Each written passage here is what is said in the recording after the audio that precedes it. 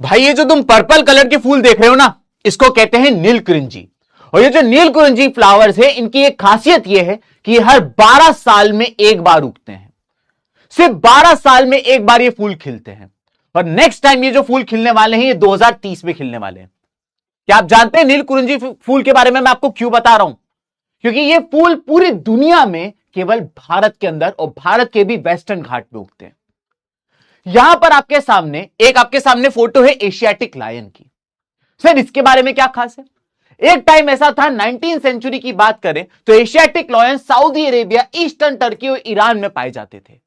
लेकिन आज की तारीख में पूरी दुनिया के अंदर एशियाटिक लायन केवल सिर्फ और सिर्फ भारत में पाए जाते हैं और भारत के गिर नेशनल पार्क में पाए जाते हैं। यानी कि आपने देखा, चाहे पेड़ पौधे हो चाहे जानवर हो, ऐसा भारत हमारे ऊपर से इतना अच्छे तरीके से भगवान की तरफ से ब्लेस्ड है कि हमारे पास हर तरीके की चीज मिलती है। एक्सक्लूसिव चीज भी हमारे वहां पाई जाती है जो पूरी दुनिया में कहीं नहीं पाई जाती है। और इन्हीं सारी चीजों को समझाने के लिए मैं सिद्धार्थ शर्मा क्लास 10th की आप लोग का एक बहुत इंपॉर्टेंट चैप्टर लेकर आ गया हूं। चैप्टर का नाम है forest and wild life resources. इससे पहले हम लोग आज की क्लास स्टार्ट करें, एक बार सारे बच्चे थम्स अप देकर बताइए कि ऑडियो वीडियो क्लियर है कि नहीं। और भैया क्लास शुरू हुए 30 सेकंड नहीं हुए और ये आ गया रिकॉर्डेड वाड़ी। अबे यार भाई रिकॉर्डेड नहीं है। क्या हाल है दोस्तों, बताइए। प्रिया, नीरज, अल्फिया, शिवम, श्वेता, सोहेल, नयन, हेमा, वैष्णवी, बताइए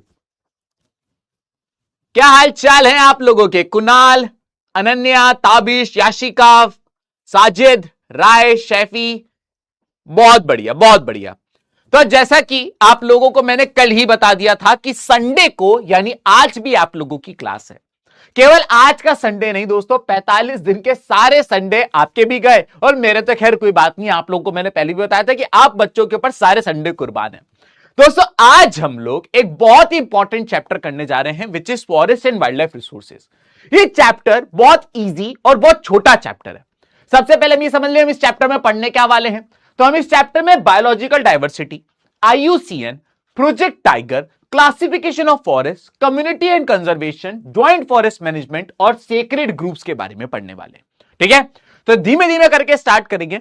इससे पहले मैं आगे बढ़ूं, आप में से बहुत सारे बच्चों ने कल मेरी मेसी वाली फोटो देख ली इंस्टाग्राम पे जाके। बहुत सारे बालकों ने इंस्टाग्राम पे जाके मेरी मेसी वाली फोटो देखी। तुम बताओ कैसी लगी वो फोटो। हाँ तुम लोग मेसी मेसी लिखोगे, मुझे पता था, तो चलो मेसी पे ही बात कर लेते हैं। बताओ दोस्तों मेसी के साथ मेरी फोटो कैसी लगी तुम लोगों को? हैं बड़े आए भाई साहब। मेसी, एक बच्चा मुझसे कहता है कि वो सब तो ठीक है सर, आप ये बताओ कि मेसी ये अर्जेंटीना की पूरी किट पहन के क्यों आया आपके साथ बैंक्वेट हॉल के अंदर मिलने? तो मैंने कहा यार छोड़ यार। AI लिख रहे हैं। मैंने पहले ही कहा था haters will say it's AI। अगर तुम AI लिख रहे हो इसका मतलब तुम मुझे हेट करते हो। मैं तुम्हें इतना प्यार करता हूं और तुम मुझे हेट करते हो।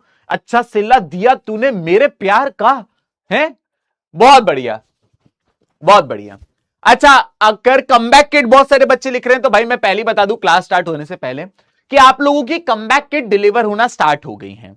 और जिन जिन बच्चों के पास कमबैक किट जाती जा रही है वो बच्चे उस कमबैक किट की फोटो खींच के हमें टैग कर रहे हैं। मैं आप लोगों को एक बहुत ही बढ़िया चीज बताना चाहता हूं। हमने टीम के साथ डिस्कस किया, हमने देखा कि भाई इंस्टाग्राम यूट्यूब का जमाना है, बच्चे अनबॉक्सिंग वीडियोस देखते हैं और बहुत पसंद करते हैं। तो हम आपके अंदर की क्रिएटिविटी देखना चाहते हैं। तो जो PW का ऑफिशियल इंस्टाग्राम हैंडल है जिसका नाम है फाउंडेशन वाला, फाउंडेशन वाला _ आपने करना क्या है कि जब भी आपके पास कमबैक किट आई आप उसको बहुत ही यूनिक तरीके से आप उसकी अनबॉक्सिंग करिए और उसका आप कोशिश करिए 10 से 15 सेकंड का एक वीडियो बना के उसको फाउंडेशन वाला पे जाके आप टैग करिए। जैसे आप इस पे टैग करेंगे, अगर आपकी अनबॉक्सिंग बहुत ही ज्यादा इंटरेस्टिंग होगी तो हम उसको करेंगे रीशेयर। ठीक है दोस्तों, तो बनाइए अनबॉक्सिंग वीडियोस, जगाइए अपने अंदर का कंटेंट क्रिएटर और हमें टैग करिए फाउंडेशन वाला _ पे। तो चलिए शुरू कर देते हैं दोस्तों आज की क्लास में। सबसे पहले हमें पढ़ना क्या है? सबसे पहले हम पढ़ेंगे कि सर बायोडायवर्सिटी का मतलब क्या होता है। बायोडायवर्सिटी जैसा कि आपको पता है 2 वर्ड से मिलकर बना है। एक बना है बायो, एक वर्ड है, पहला वर्ड है मेरे दोस्तों बायो और दूसरा वर्ड है डाइवर्सिटी। बायो का मतलब होता है दोस्तों लाइफ, बायो का मतलब होता है लाइफ, और डाइवर्सिटी का मतलब होता है वैरायटी। तो जो लाइफ की वैरायटी मौजूद होती है किसी पर्टिकुलर इलाके के अंदर, अब लाइफ तो देखो आपको पता है इंसानों में भी होती है, प्लांट्स में भी होती है, ट्रीज में भी होती है, एनिमल्स में भी होती है और माइक्रो ऑर्गेनिज्म में भी होती है। तो लाइफ की जो भी वैरायटी है, चाहे प्लांट हो, चाहे एनिमल हो, चाहे माइक्रो ऑर्गेनिज्म हो, ये जो वैरायटी होती है लाइफ की, उसको कहा जाता है बायोडाइवर्सिटी। अब जैसा कि मैंने आपको बताया, भारत एक ऐसा देश है जहां पे बायोडाइवर्सिटी कूट कूट के भरी हुई है। हमारे वहां आपको हर तरीके का वाइल्ड एनिमल देखने को मिलेगा, हर तरीके की वेजिटेबल, हर तरीके का फ्रूट देखने को मिलेगा, हर तरीके का ट्री देखने को मिलेगा आपको, क्योंकि हमारे वहां की बायोडाइवर्सिटी बहुत ही ज्यादा रिच है। केवल भारत ही नहीं, अगर आप लोगों ने धरती को ध्यान से देखा हो तो धरती मेरी गोल होती है, धरती में गोल होती है, और जो धरती गोल होती है उसके बीचों बीच से एक लाइन जाती है, उसे कहते हैं इक्वेटर। उसके ऊपर एक लाइन जाती है जिसे हम कहते हैं ट्रॉपिक ऑफ कैंसर। उसके नीचे एक लाइन जाती है, उसको हम कहते हैं ट्रॉपिक ऑफ कैप्रिकॉर्न, और सबसे ऊपर एक लाइन होती है उसे आर्कटिक सर्कल, और सबसे नीचे वाली लाइन को एंटार्क्टिक सर्कल कहते हैं। ऐसा माना जाता है दोस्तों कि ट्रॉपिक ऑफ कैंसर से लेकर ट्रॉपिक ऑफ कैप्रिकॉर्न के बीच का जो ये वाला इलाका है, यहां पे आपको बायोडायवर्सिटी कूट कूट के मिलेगी, यानी आपको लाइफ में वैरायटी इस इलाके में कूट कूट के मिलेगी। कौन सा इलाका? ट्रॉपिक ऑफ कैंसर से ट्रॉपिक ऑफ कैप्रिकॉर्न के बीच का इलाका। जैसे जैसे आप ट्रॉपिक ऑफ कैंसर से नॉर्थ में चले जाते हो या ट्रॉपिक ऑफ कैप्रिकॉर्न से साउथ में आ जाते हो, यह वैरायटी कम होने लगती है। जानते हो क्यों? इसका रीजन है एक्सट्रीम क्लाइमेट। अगर तुम ऊपर चले जाओगे तो ठंडी बढ़ जाएगी, नीचे बढ़ जाओगे तो भी ठंडी बढ़ जाएगी। यहां का क्लाइमेट मॉडरेट है, neither too hot not too cold, इसलिए यहां पे आपको सबसे ज्यादा बायोडायवर्सिटी देखने को मिलेगी। क्या आपको एक फन फैक्ट बताऊं? ऐसा माना जाता है कि धरती के अंदर टोटल 87 लाख स्पीसीज मौजूद है। 87 लाख स्पीसीज धरती के अंदर मौजूद है, लेकिन क्या तुमको पता है 87 लाख में से मात्र 12 लाख को हम अभी तक एक्सप्लोर कर चुके हैं। 87 लाख में से केवल 12 लाख स्पीसीज के बारे में हम जानते हैं, जिनको हमने देखा है। अभी भी समुद्र की गहराइयों में, जमीन के अंदर कई सारी सी स्पीसीज हैं जिनको हमने एक्सप्लोर तक नहीं किया है। अगर आप पाई चार्ट से समझना चाहें तो केवल इतनी स्पीसीज हमने डिस्कवर करी हैं, इतनी सारी स्पीसीज अभी भी अनडिस्कवर्ड है। ना जाने अटलांटिक ओशन की गहराइयों में, ना जाने माउंट एवरेस्ट की ऊंचाइयों पे कौन सा जानवर बसता होगा। बस आप और मैं प्रे ही कर सकते हैं कि भगवान जो भी जानवर हो, वाइल्ड इतना ना हो कि पता चला हम सबको खा पी के निपटा दे वो। तो इसीलिए आपको बताया जा रहा है कि बायोडायवर्सिटी कितनी ज्यादा है। आज अगर आप डॉग लेने जाओ तो आपको कई तरीके के डॉग्स देखने को मिल जाएंगे, पोमेरियन, पिटबुल, बुलडॉग और शिट्जू और वोडाफोन वाला, ऐसे करके आपको कई सारे डॉग देखने को मिल जाएंगे। अगर आज आप कैट लेने जाओ तो कई सारी तरीके की कैट, फिश देखने जाओ तो कई सारी तरीके की फिश, लेकिन उसके बावजूद अभी भी हम 86% को एक्सप्लोर नहीं कर पाए हैं। समझ गए आप मेरी बात को? अब ये जितनी भी आपकी बायोडायवर्सिटी है, इनको आप 3 ग्रुप में बांटोगे। सबसे पहला ग्रुप आ जाता है फ्लोरा। देखिए एफएल से आता है फ्लोरा, और एफएल से ही स्पेलिंग शुरू होती है फ्लावर की। भैया पुष्पा समझ के क्या फ्लावर समझे क्या? वाइल्ड फायर है। तो भाई साहब एफएल से फ्लावर होता है और एफएल से ही फ्लोरा होता है। तो भाई जितने भी पेड़ पौधे, जितने भी प्लांट होते हैं, जितने भी ट्रीज होती है, जितनी भी ग्रासेस होती है, जितने भी फ्लावर्स होते हैं दुनिया के अंदर, वो सब की सब फ्लोरा के अंदर आते हैं। सर हाँ, एक वर्ड होता है फ्लोरा और फोना। सर फोना कौन होता है? तो फ्लोरा अगर पेड़ पौधे हैं तो फोना जो होता है उसमें सारे एनिमल्स आ जाते हैं। फोना के अंदर सारे एनिमल्स आ जाते हैं। अगर फ्लोरा के अंदर सारे ट्रीज, प्लांट, फ्लावर्स आ जाते हैं तो फोना के अंदर सारे एनिमल्स आ जाते हैं। और बायोडायवर्सिटी में तीसरी कैटेगरी होती है ह्यूमन बीइंग की। अब अगर मुझे तुमको ह्यूमन बीइंग के बारे में बताना पड़ गया ना, तो दोस्तों हमारा रिश्ता यहीं तक था। इससे आगे हम आपको नहीं जानते, आप मुझको नहीं जानते, अगर तुम ह्यूमन बीइंग्स के बारे में नहीं जानते हो तो एक बार सारे बच्चे मुझे इतना में बताइए थम्स अप देकर कि इतना समझ में आया कि नहीं आया। बताओ आयुष जोशी क्या रहा, रिकॉर्डेड है। अब बोल आयुष, अब बोल ना भाई आयुष। एक बार सारे बच्चे थम्स अप लेकर बताओ। बहुत बढ़िया, बहुत बढ़िया। डॉली, दिव्या, जस्टिस, एक बच्चे ने लिखा है जस्टिस, एक बच्चा कह रहा है love you sir, love you too यार मेरे दोस्त, एक बच्चा कह रहा है डिलीट कर दो। बहुत बढ़िया, बहुत बढ़िया। तो दोस्तों अभी तक हमने ये समझा इस चैप्टर के अंदर, सबसे पहले मैंने आप लोगों को ये बताया कि भाई साहब बायोडायवर्सिटी का मतलब क्या होता है। क्या होता है बायोडायवर्सिटी का मतलब? बायो यानी लाइफ और डायवर्सिटी यानी वैरायटी। लाइफ की जो वैरायटी होती है उसे बायोडायवर्सिटी कहते हैं। मैंने आपको कहा कि जो लाइफ की वैरायटी होती है वो ट्रॉपिक ऑफ कैंसर से ट्रॉपिक ऑफ कैप्रिकॉर्न के बीच में कूट कूट के मिली हुई है, क्योंकि यहां का क्लाइमेट बेस्ट है।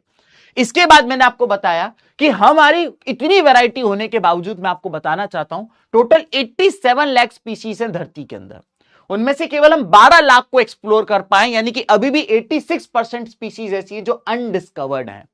उसके बाद मैंने आपको बताया कि आप बायोडायवर्सिटी को 3 ग्रुप में बांट सकते हो। सबसे पहला आता है फ्लोरा, जिसमें सारे पेड़ पौधे आ जाते हैं, फिर आता है फोना, उसमें सारे एनिमल्स आ जाते हैं, और फिर आता है ह्यूमन बींग्स। यहां तक आप लोगों ने मेरी बात समझ ली, बहुत बढ़िया बात है दोस्तों।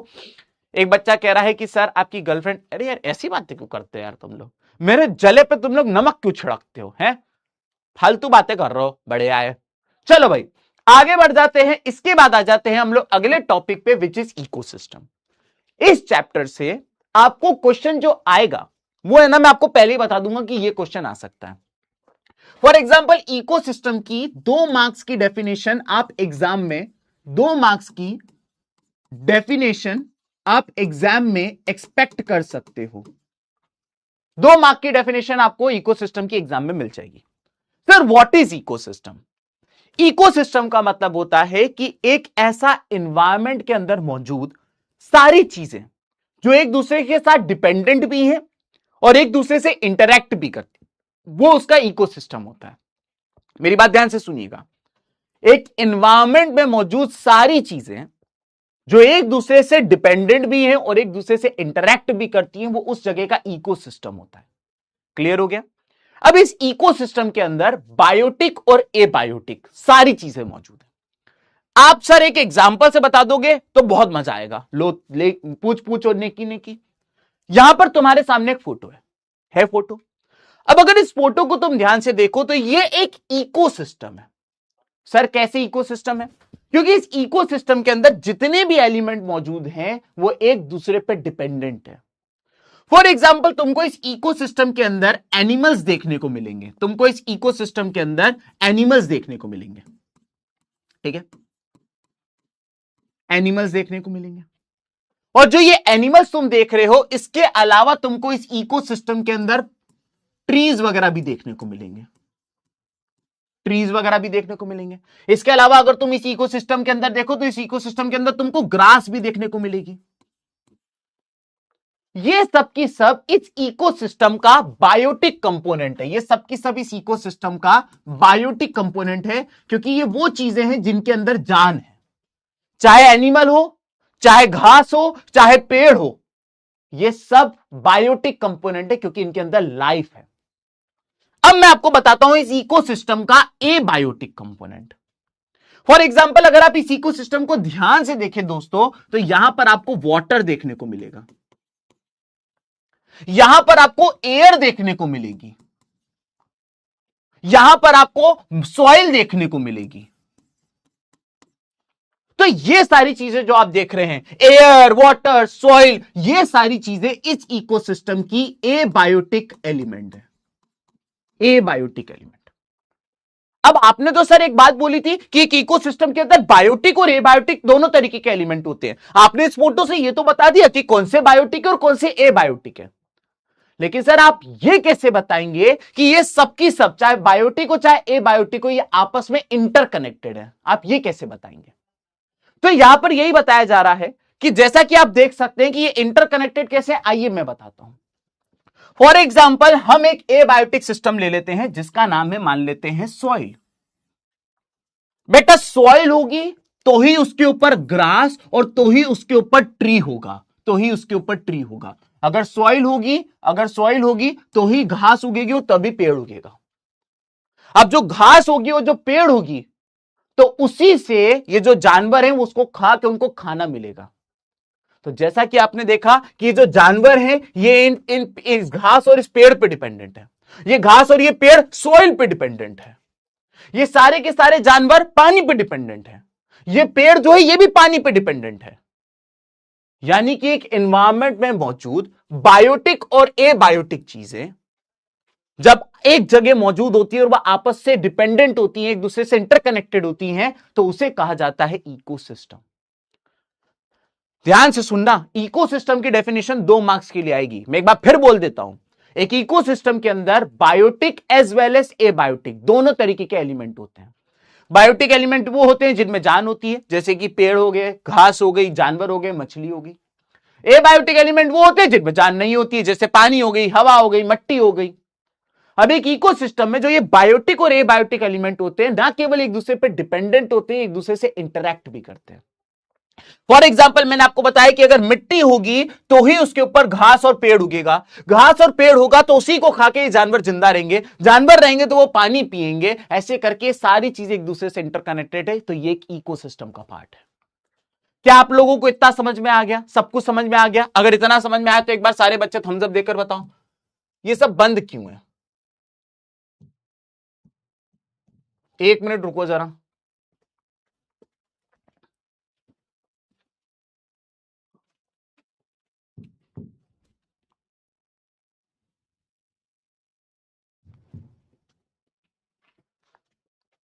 एक मिनट रुको जरा, इसको मैं ठीक कर दूं।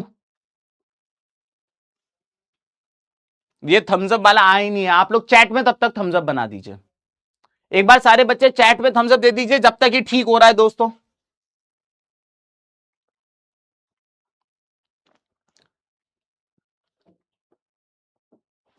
बहुत बढ़िया, चैट में थम्स अप आ गए, बहुत बढ़िया, बेहतरीन। हो जाता है यार दोस्तों, कभी कभी क्या होता है ना, इस तरीके की टेक इश्यूज होते हैं। अभी जो बैच मैनेजर होते हैं वो नए होते हैं, कई बार उनको नहीं पता होता है कैसे इनेबल करना है, तो है ना, कई बार हो जाता है, कोई दिक्कत नहीं है, हो जाएगा, अभी ठीक हो जाएगा। डन, हो जाएगा, ठीक हो जाएगा, तुम चिंता मत करो। अपन तो आगे बढ़ते हैं, टाइम नहीं है, संडे है, थोड़ा सा टाइम बच जाएगा तो दोस्तों के साथ एक एक कप चाय हो जाएगी। और क्या ही बोलूं, मैं तुम्हें सच बता रहा हूं कि संडे का मतलब क्या होता है। कभी कभी मैं सोचता हूं कि संडे का मतलब क्या होता है। हमारे लिए तो संडे का मतलब यही होता है। वैसे भी देखो, मैं रोज सुबह लेट सो के उठता हूं, अगर मुझे कोई ना हिटाए, मुझे कोई ना हिलाए, तो भाई मैं 1 बजे तक लाश बन के सो सकता हूं, आराम से 1 बजे तक मैं लाश बन के सो सकता हूं, सच्ची बात बता रहा हूं मैं। लेकिन मेरी मम्मी मुझे ना 11 बजे उठा देती हैं, क्योंकि उनको लगता है, वो चाहती है कि मैं ब्रेकफास्ट उनके साथ करूं। तो हम 11 बजे दोनों माँ बेटे ब्रेकफास्ट करते हैं, और फिर संडे को गाड़ियां वगैरह साफ होती हैं और दोस्तों के साथ चाय और गेड़ी होती है, बस इतनी सी बात है। डन, चलो आगे बढ़ जाते हैं दोस्तों, अगले टॉपिक पे जा रहे हैं हम लोग। अगला टॉपिक आ जाता है हमारा international union for conservation of nature. Sir इसका क्या मतलब है? तो जैसा कि आपको पता है कि इकोसिस्टम, मैंने अभी आपको पिछली स्लाइड में बताया व्हाट इज इकोसिस्टम। अब ये जो इकोसिस्टम होता है ये बहुत इंपॉर्टेंट होता है। हमें इस इकोसिस्टम को संभाल के रखना है, हमें इस इकोसिस्टम को खराब नहीं करना है। लेकिन जैसे जैसे पॉपुलेशन बढ़ती जा रही है हमारा इकोसिस्टम डिस्टर्ब होता जा रहा है। हम ना केवल पेड़ काटते जा रहे हैं, हम जंगल उखाड़ते जा रहे हैं, हम पानी को पॉल्यूट कर रहे हैं, हम हवा को पॉल्यूट कर रहे हैं। तो हमारा जो इकोसिस्टम है वो बिगड़ता जा रहा है। और जब ये इकोसिस्टम बिगड़ गया तो आप ध्यान रखिएगा, इकोसिस्टम में चाहे बायोटिक चीज हो चाहे एबायोटिक चीजें हो, अगर कुछ भी बिगड़ा तो सब पे असर आएगा, एक दिन तुम पे और मुझ पे भी असर आएगा। तो इस बात को रोकने के लिए, इस बात को ठीक करने के लिए एक इंटरनेशनल ऑर्गेनाइजेशन है जिसका नाम है IUCN। फुल फॉर्म है international union for conservation of nature. क्या फुल फॉर्म है इसका? International union for conservation of nature. आप लोगों ने कई सारी इंटरनेशनल ऑर्गेनाइजेशंस के नाम सुने होंगे, जैसे United Nations UN, WHO, UNESCO, WFO, ऐसे करके कई सारी इंटरनेशनल ऑर्गेनाइजेशन होती है। उनमें से एक इंटरनेशनल ऑर्गेनाइजेशन का नाम है IUCN, international union for conservation of nature. तो इनकी अगर हम बात करें तो सबसे पहले आपको यह बता देता हूं कि इनके अगर हम हेडक्वार्टर्स की बात करें तो इनका हेडक्वार्टर स्विट्जरलैंड के अंदर मौजूद है। इनका हेडक्वार्टर कहां मौजूद है दोस्तों? इनका हेडक्वार्टर स्विट्जरलैंड के अंदर मौजूद है। और आईयूसीएन का काम ये होता है कि दुनिया के इकोसिस्टम को ये लोग स्टडी करते हैं। इकोसिस्टम कहां का खतरे में है, कहां के इकोसिस्टम में क्या गड़बड़ है, कहां के इकोसिस्टम में क्या ठीक कर सकते हैं, ये सब ये रिपोर्ट निकालते हैं। कौन सा जानवर एक्सटिंक्शन की कगार पे है, कौन सा जानवर बहुत सारे बढ़ गए, इनको कंट्रोल करना जरूरी है, ये सब आईयूसीएन करते हैं। और आईयूसीएन हर साल अपनी रिपोर्ट निकालते हैं। ऐसा नहीं है कि साल में एक ही बार रिपोर्ट आएगी, कई बार आईयूसीएन की रिपोर्ट साल में 2 बार भी आ जाती है, 3 बार भी आ जाती है, क्योंकि डिपेंड करता है। मान लीजिए जनवरी में मैंने कह दिया कि भाई खरगोश से कोई टेंशन नहीं है, खरगोश ठीक है, बहुत सारी दुनिया में बहुत खरगोश है, लेकिन हो सकता है कि जून तक आते आते खरगोशों में एक बीमारी फैल जाए और दुनिया के सारे खरगोश निपटने लग जाए। तो इसीलिए आईयूसीएन ऐसा नहीं कहता कि नहीं हम साल में एक ही बार लिस्ट निकालेंगे, क्योंकि आईयूसीएन की लिस्ट जो होती है वो बहुत इंपॉर्टेंट होती है। तो आईयूसीएन क्या करता है, साल में बार बार भी कई बार लिस्ट निकाल लेता है। और आईयूसीएन की जो लिस्ट होती है, इस लिस्ट के अंदर ये सारे एनिमल्स को 7 कैटेगरी के अंदर बांटता है। 7 कैटेगरीज, थाला फॉर अ रीजन। तो आईयूसीएन ये 7 कैटेगरी के अंदर अपने एनिमल्स को बांटता है।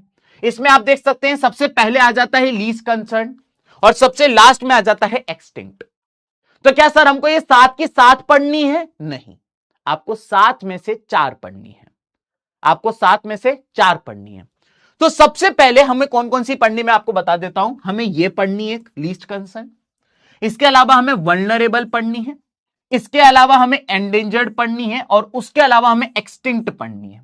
बस ये 4 पढ़ेंगे और हम आगे बढ़ जाएंगे। सबसे पहले बात करते हैं हम लीस्ट कंसर्न की। लीस्ट कंसर्न वो जानवर होते हैं जो कि एनवायरमेंट में बहुत सारे हैं, इकोसिस्टम में बहुत सारे हैं और इनके एक्सटिंक्ट होने का कोई भी खतरा नहीं है। तो भैया इनके बारे में यहां पे मैंने एक बात बता दी है कि ये वो जानवर हैं जो इकोसिस्टम में भर भर के हैं और इनके एक्सटिंक्ट होने का कोई खतरा नहीं है। फॉर एग्जाम्पल इसमें आपको गाय भैंस देखने को मिल जाएगी, इसमें आपको चूहे देखने को मिल जाएंगे, खरगोश देखने को मिल जाएंगे, दुनिया भर के जानवर देखने को मिल जाएंगे। मच्छर हो गए, मच्छर भी दुनिया में कभी खत्म नहीं हो सकता ऐसा माना जाता है। अभी मेरी मम्मी एक स्टडी पढ़ रही थी और मुझे बता रही थी कि आपको पता है एंटार्क्टिका में मच्छर मिला है, बर्फ के अंदर जमा हुआ मच्छर है, वो फ्रीज हो गया है मच्छर बर्फ के अंदर। तो सोचिए आप कि मच्छर पूरी दुनिया के अंदर मौजूद है। तो ऐसे एनिमल्स, ऐसी स्पीसीज जो पूरी दुनिया के अंदर भर भर के हैं और उनके एक्सटिंक्ट होने के चांसेस ना के बराबर हैं, उसे कहते हैं least concern species. Second number पे आती है वल्नरेबल स्पीसीज।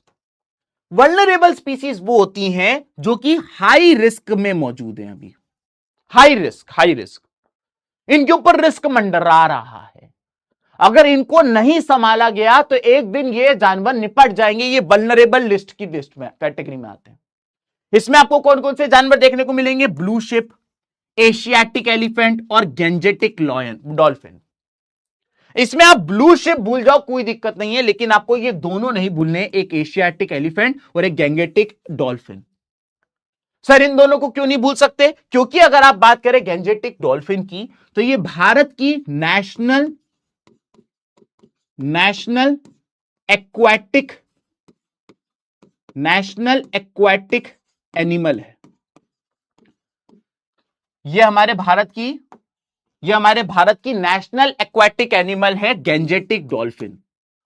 और आपको मैं बता दूं कि आईयूसीएन के अनुसार ये जो है ये वल्नरेबल की कैटेगरी में आती है, यानी कि ये हाई रिस्क के ऊपर है। जैसे हमारा नेशनल एनिमल है, नेशनल ट्री है, नेशनल फ्रूट है, आपने बचपन में सब रटे हुए। लेकिन नेशनल एक्वाटिक एनिमल की बात करें तो वो गेंजेटिक डॉल्फिन है और आईयूसीएन के आधार पे वो वल्नरेबल स्पीसीज में। और एशियाटिक एलिफेंट भी आपको ध्यान रखना है। वल्नरेबल के बाद सेकंड नंबर पे आपको पढ़ना है endangered species. Sir endangered species कौन सी होती हैं? एंडेंजर्ड स्पीसीज वो होती हैं जो वेरी हाई रिस्क पे हैं। सर मतलब क्या हुआ? देखो ध्यान से सुनना। वल्नरेबल स्पीसीज वो होती हैं जो हाई रिस्क पे हैं, एंडेंजर्ड स्पीसीज वो होती है जो वेरी हाई रिस्क पे है। फिर से सुनो, according to IUCN vulnerable species वो होती हैं जो हाई रिस्क पे है, एंडेंजर्ड स्पीसीज वो होती हैं जो वेरी हाई रिस्क पे है। तो दोनों में आपको डिफरेंस पता होना चाहिए। कि vulnerable species very high risk पे, उनसे भी ज्यादा खतरनाक स्टेज पर आ चुकी हैं। इनको याद रखने की ट्रिक मैं आप लोग को बता देता हूं। इसको याद रखने की आप लोग ट्रिक याद रखिएगा, और वो ट्रिक है, कहां लिख दूं, यहां लिख देता हूं ऊपर, यहां लिख देता हूं ऊपर ट्रिक। इसको याद रखने की ट्रिक है ABCMR। ABCMR। सर आप ये क्यों कर रहे हो ABCMR? एक बात बताओ, ये पापा पापा क्यों लिख रहे हो तुम लोग? हैं पापा पापा क्या चल रहा है? ये कोई मुझे बताएगा ये पापा पापा क्या चल रहा है?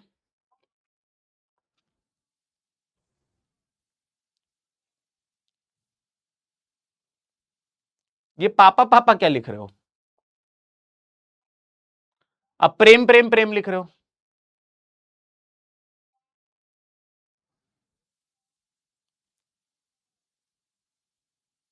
अब मम्मी लिख रहे हो। अब मामा, अब मामा लिख रहे हो। मेरे पापा का पूछ रहे हो? अच्छा, तुम लोग वहां अटके हुए हो। मैंने तुमको बताया कि मैं 11 बजे अपनी मम्मी के साथ ब्रेकफास्ट करता हूं, तो तुम मुझसे पूछ रहे हो पापा कहां है। दोस्तों मेरे पापा नहीं है। जब मैं 4th क्लास में था तो पापा की डेथ हो गई थी। तो तब से मैं और मम्मी, बस एक मेरी बड़ी बहन भी है, उसकी शादी कर दी हम लोगों ने, तो वो गुजरात रहती है, वडोदरा रहती है। लेकिन मेरे घर में सिर्फ मैं और मेरी मम्मी है। ठीक है, अब आगे वापिस आ जाए। बड़े आए पापा पापा पापा। चलिए, तो जैसा कि मैंने बताया कि एंडेंजर्ड स्पीसीज वो होती है जो वेरी हाई रिस्क पे होती है। एंडेंजर्ड स्पीसीज वो होती है जो वेरी हाई रिस्क पे होती है। ठीक है, तो इसको याद रखने की ट्रिक मैंने आप लोग को क्या बताई? इसको याद रखने की ट्रिक है ABCR MR। अरे कोई बात नहीं यार, चलो तुम लोग को थोड़ी पता था यार दोस्तों, कोई बात नहीं कोई बात नहीं। चलिए, तो इसको याद रखने की ट्रिक मैंने आप लोग को सिखाई है ABCMR। एक बच्चा लिख रहा है कि सर ये आउट ऑफ सिलेबस है। मैं हमेशा ये बात बोलता आ रहा हूं कि तुम पहली बार 10th दे रहे हो, मैं 12वें साल पढ़ा रहा हूं, 11 साल कंप्लीट कर चुका हूं, मुझे पता है क्या क्वेश्चन आता है, मुझे पता है राजा बेटा क्या सिलेबस में है। तो मेरी रिक्वेस्ट रहेगी कि प्लीज पढ़ लीजिए। इसको आपको MCQ में पूछेगा, इवन आज की क्लास में मैं कराऊंगा भी, कि बताइए IUCN के हिसाब से एंडेंजर्ड स्पीसीज कौन सी हैं। 4 ऑप्शन दे देगा और आपको बताना रहेगा। तो ये ट्रिक आपको बहुत काम आएगी ABCMR। इसमें ए आता है इंडियन वाइल्ड एस, तो आप देख सकते हैं ये एस का मैंने ए कर दिया। बी से आता है ब्लैक बक, तो यहां पे मैंने बी कर दिया। सी से आता है क्रोकोडाइल, मैंने यहां सी कर दिया। एम से आता है दोस्तों मकाकू, यहां पे मैंने मकाकू कर दिया। और आर से आता है दोस्तों राइनो, मैंने यहां राइनो कर दिया। ABCMR, ABCMR, ये वो जानवर हैं जो IUCN के आधार पे एंडेंजर्ड स्पीसीज हो चुके हैं, ये वेरी हाई रिस्क के अंदर मौजूद है। क्लियर हो गया? आप लोगों ने सुना होगा ये ब्लैक बक की कंट्रोवर्सी, आप लोगों ने बहुत सुनी होगी। ब्लैक बक, सलमान भोई जो है, और ब्लैक बक की जो कंट्रोवर्सी है बहुत ज्यादा चल रही है आजकल। आजकल क्या, कई सालों से चलती आ रही है।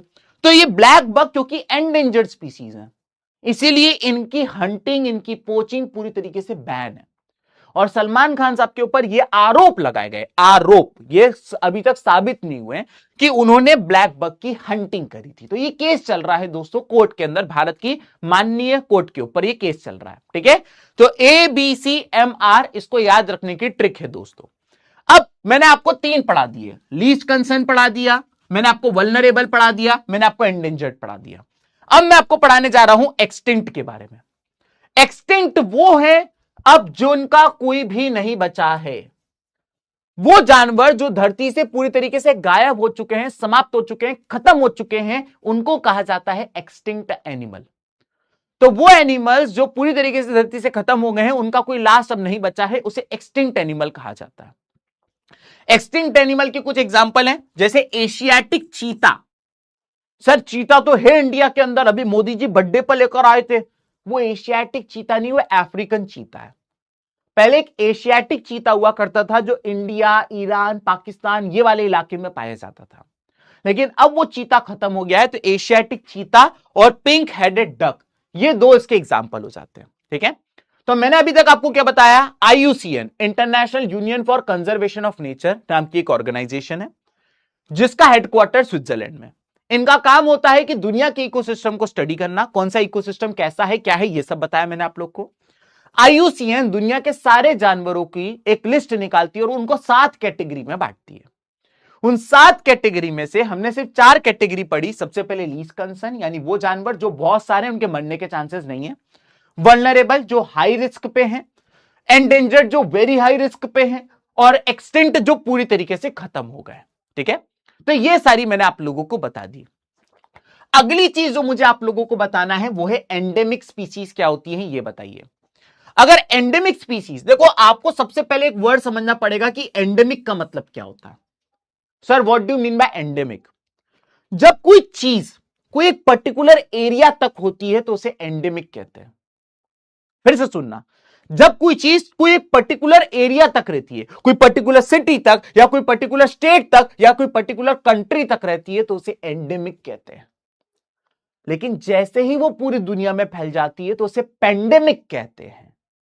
सर पेंडेमिक तो आई थी कोरोना, जी हां, उसे पेंडेमिक इसलिए कहा गया क्योंकि कोरोना पूरी दुनिया में फैल गया था। That is why it is called pandemic. अगर कोरोना सिर्फ चाइना तक रहता तो उसे हम कहते हैं एंडेमिक। तो एंडेमिक और पेंडेमिक दोनों में डिफरेंस ये है कि एंडेमिक कोई पर्टिकुलर जगह तक रहता है, कोई पर्टिकुलर सिटी या स्टेट या कंट्री तक, और पेंडेमिक ग्लोबली फैल जाता है। अब यह बात कर रहा है एंडेमिक स्पीसीज की, यानी वो स्पीसीज जो किसी एक पर्टिकुलर जगह पे पाई जाती है और दुनिया में और कहीं नहीं पाई जाती है, उसे कहते हैं एंडेमिक स्पीसीज। 2 मार्क्स की डेफिनेशन आप इसकी भी एक्सपेक्ट कर सकते हो। 2 मार्क्स की डेफिनेशन, तो इसकी डेफिनेशन भी आप लोगों के लिए इंपॉर्टेंट हो जाती है दोस्तों। अब एंडेमिक स्पीसीज भारत की कौन कौन सी हैं? सबसे पहले आ जाता है अंडमान टील। अंडमान की 2 चीजें याद रखनी है, एक अंडमान की टील और एक अंडमान का वाइल्ड पिग। ये 2 एंडेमिक है, दुनिया में और कहीं नहीं पाया जाता है, भारत के अंडमान में पाया जाता है। अंडमान से थोड़ी दूर एक आइलैंड है जिसको नाम है निकोबार। तो निकोबार के अंदर पिजन एक पाया जाता है। ये पिजन आप देख सकते हो। सर ये पिजन नॉर्मल लग रहा है, नहीं, ये नॉर्मल पिजन नहीं है, निकोबार पिजन है दोस्तों। और लास्ट में आ जाता है अरुणाचल प्रदेश का मिथुन। सर मिथुन तो एक एक्टर थे, अब इनका नाम मिथुन क्यों मुझे ये नहीं मालूम, लेकिन अरुणाचल प्रदेश का मिथुन भी एक एंडेमिक स्पीसीज है। क्लियर हो गया? समझ में आ गया आप लोगों को? इतना समझ में आ गया? आइए जितना मैंने आपको बताया एक छोटा सा रिवीजन करके देख लेते कि आपको समझ में आया कि नहीं आया। 1 मिनट रुकना जरा, 1 मिनट रुकिए, आप लोग इसका आंसर बताइए तब तक।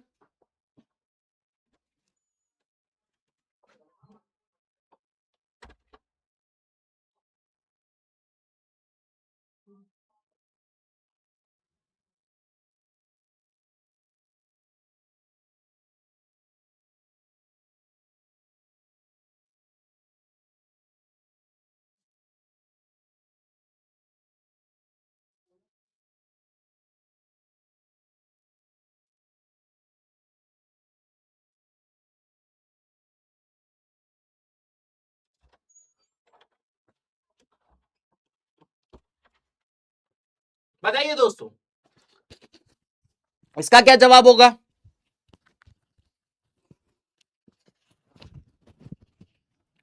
ज्यादातर बच्चे बी जवाब दे रहे हैं। 1 मिनट रुको जरा, मैं एक नंबर सेंड कर दूं। क्या नाम था उनका? ये रहा।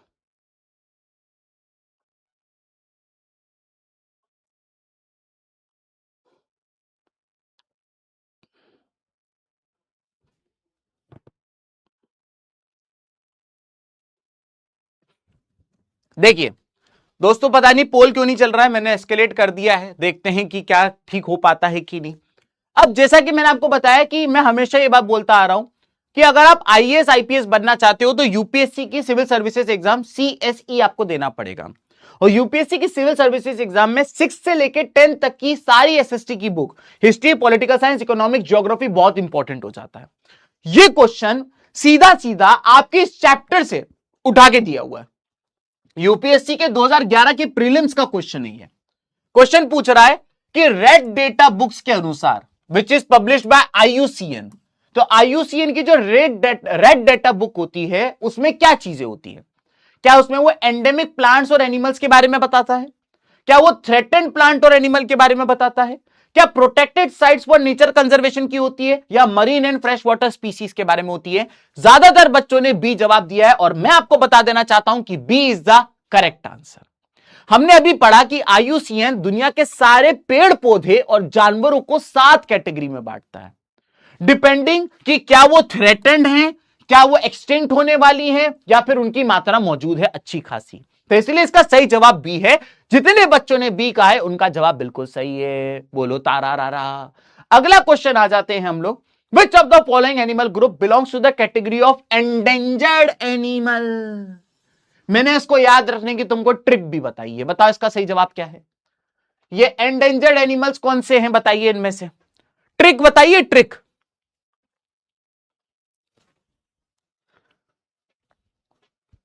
बताइए। जीना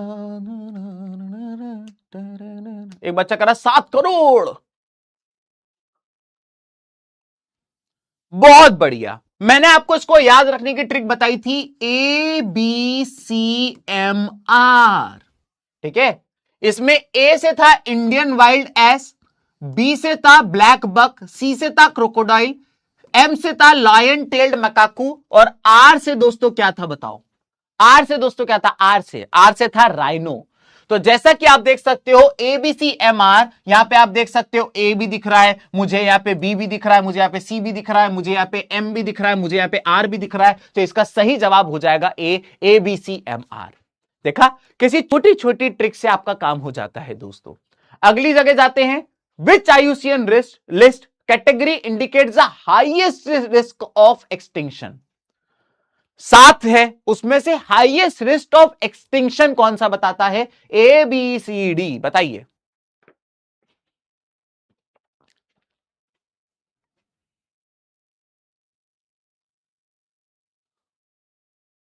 एक बच्चा कह रहा है सर पोल के लिए एरो पे क्लिक करो। बेटा ये कुछ आज टेक्निकल ग्लिच आ रहा है PW में। मैं यहां पे देखो टैप कर भी रहा हूं लेकिन नहीं हो रहा है।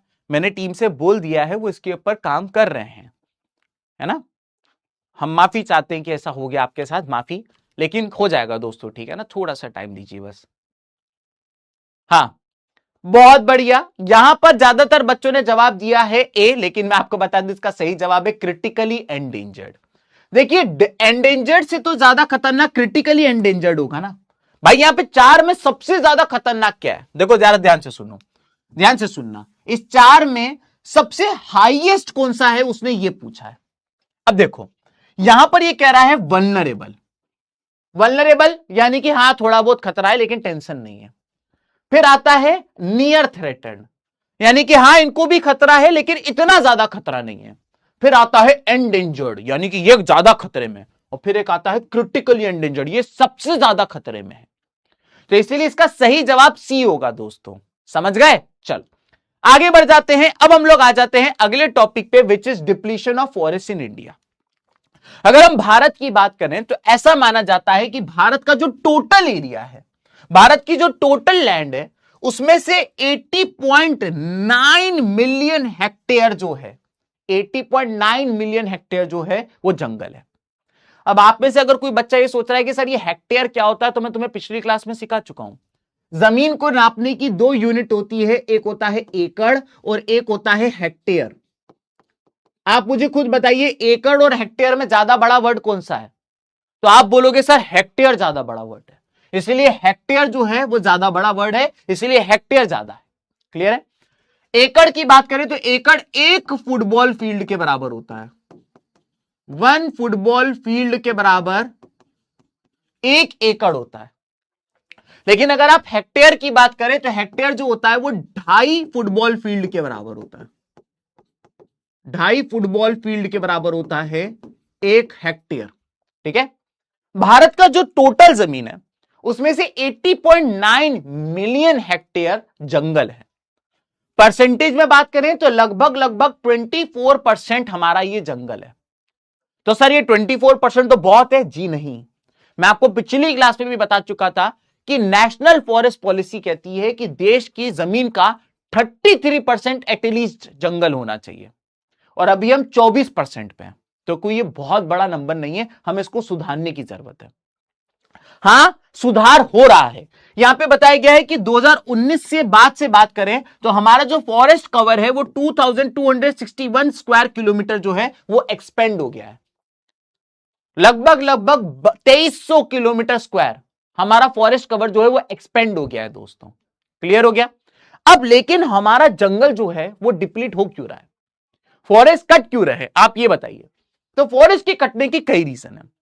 सबसे पहला रीजन है कि हमारे जंगलों को सबसे बड़ी डेंट पहुंचाई थी ब्रिटिशर्स ने। आप सभी को पता होगा कि ये ब्रिटिशर्स ईस्ट इंडिया कंपनी के नाम पे भारत आ गए और भारत में आने के बाद भारत के रिसोर्सेस को लूटने लगे, भारत के रिसोर्सेस को तोड़ने लगे, भारत के रिसोर्सेस को खराब करने लगे। ये बात तो आपको पता ही होगी, पता है ना।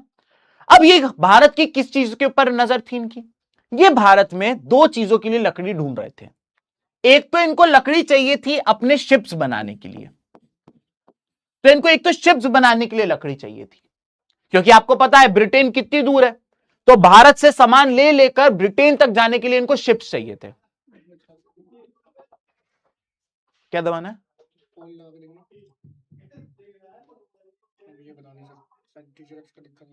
अच्छा ठीक है, ये इनमें से तो कुछ दबाने से नहीं होगा, क्योंकि पिछली बार भी एक आया था तो किसी ने ये दबाया था तो ठीक हो गया था। वीडियो कॉल का ऑप्शन आ रहा है ऊपर, वो नहीं है, 3D मॉडल। और ये क्या है? वो नहीं है। चलो ठीक है, आवाज तो ऐसे ही कर लेते हैं ना। इस पे ना ये खुल रहा है ना डाउट खुल रहा है।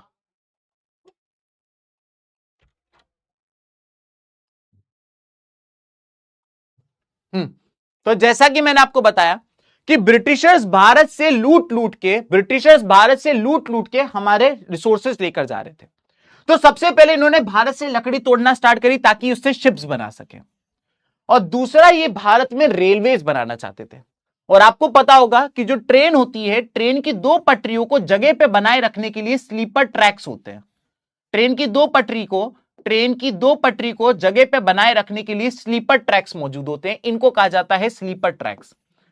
अब तो ये सीमेंट के और कंक्रीट के बनने लगे, लेकिन वंस अपॉन अ टाइम ये लकड़ी के होते थे। तो एक तो शिप्स बनाने के लिए और स्लीपर ट्रैक्स बनाने के लिए ब्रिटिशर्स ने भारत के जंगलों को अथाह तरीके से काटना शुरू किया।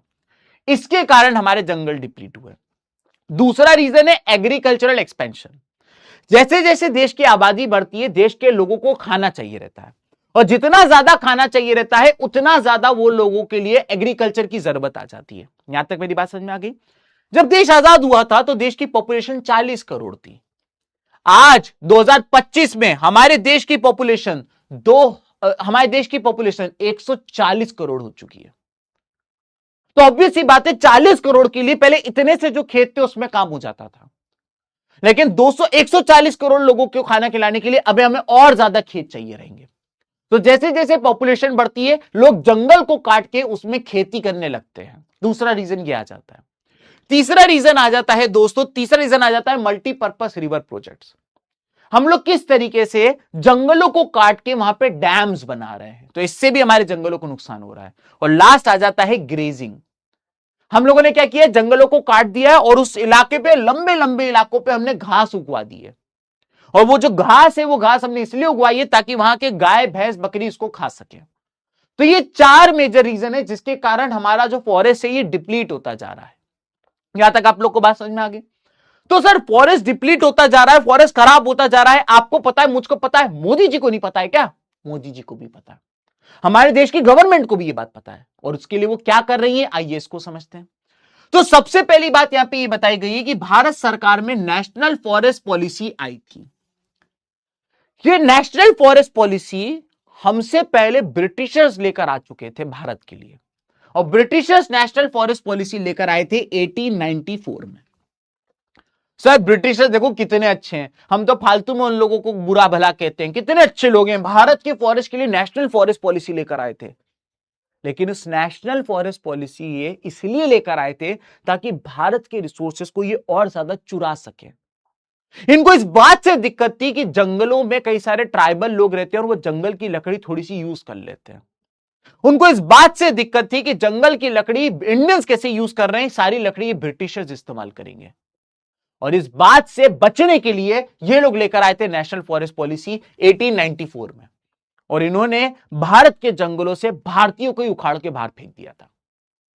उसके बाद इसी नेशनल फॉरेस्ट पॉलिसी को हमने रिवाइज किया, पहले 1952 में रिवीजन हुआ इसका, और तीसरी बार इसका रिवीजन हुआ 1988 में। तो ये फॉरेस्ट पॉलिसी आ जरूर गई थी 1894 में, लेकिन पहली बार इसको अमेंड किया गया 1952 में, और दूसरी बार इसको अमेंड किया गया 1988 में। सर ये नेशनल फॉरेस्ट पॉलिसी में और क्या क्या है, आप ये सारे पॉइंट भी बता दीजिए। तो सबसे पहले अगर हम नेशनल फॉरेस्ट पॉलिसी ऑफ 1952 को पढ़े, नेशनल फॉरेस्ट पॉलिसी ऑफ 1952, ये एग्जाम में आ सकता है, इसलिए इसको ध्यान से सुनिएगा, इंपॉर्टेंट है। या तो वो आपसे एग्जाम में, या तो वो आपसे एग्जाम में, या तो वो आपसे एग्जाम में, अबे चल रहा है, या तो वो आपसे एग्जाम में ये पूछ लेगा, या तो आपसे एग्जाम में ये पूछ लेगा। तो आइए दोनों को एक एक करके समझ लेते हैं अपन लोग। सबसे पहले national forest policy of 1952। Sir 52 वाली क्यों? क्योंकि ये तो ब्रिटिशर्स वाली थी, इसको क्या पढ़ना, हम तो इसको पढ़ेंगे 52 वाली को। तो नेशनल फॉरेस्ट पॉलिसी ऑफ 52 में यह कहा गया था कि देश की जमीन का, टोटल जमीन का 33% जो है वो फॉरेस्ट होना चाहिए।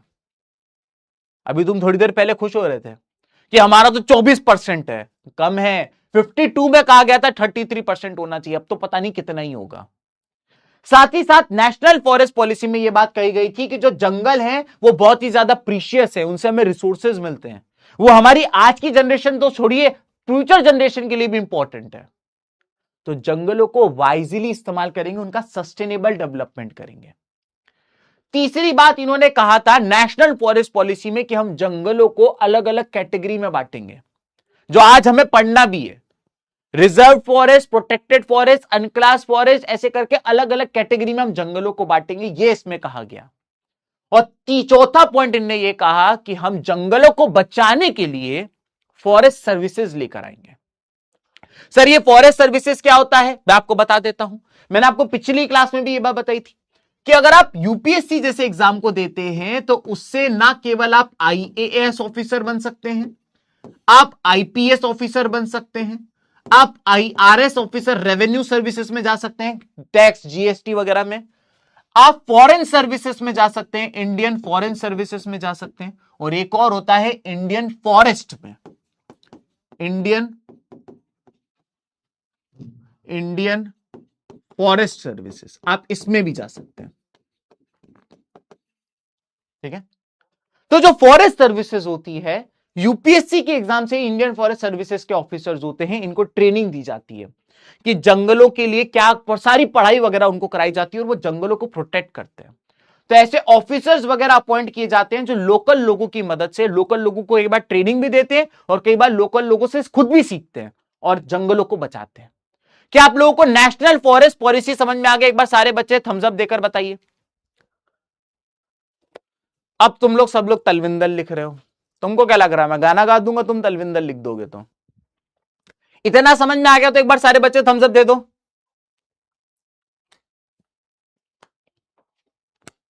नेशनल फॉरेस्ट पॉलिसी समझ में आ गई हो तो एक बार सारे बच्चे थम्स अप दे दो।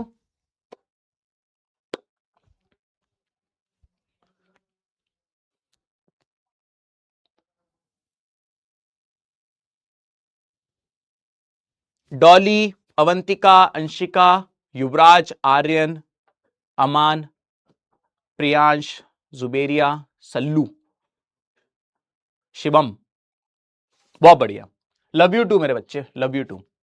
ठीक है, तो सर एक तो जंगलों को बचाने के लिए भारत सरकार नेशनल फॉरेस्ट पॉलिसी लेकर आई, ये तो आपने इसके सारे चारों पॉइंट बता दिए।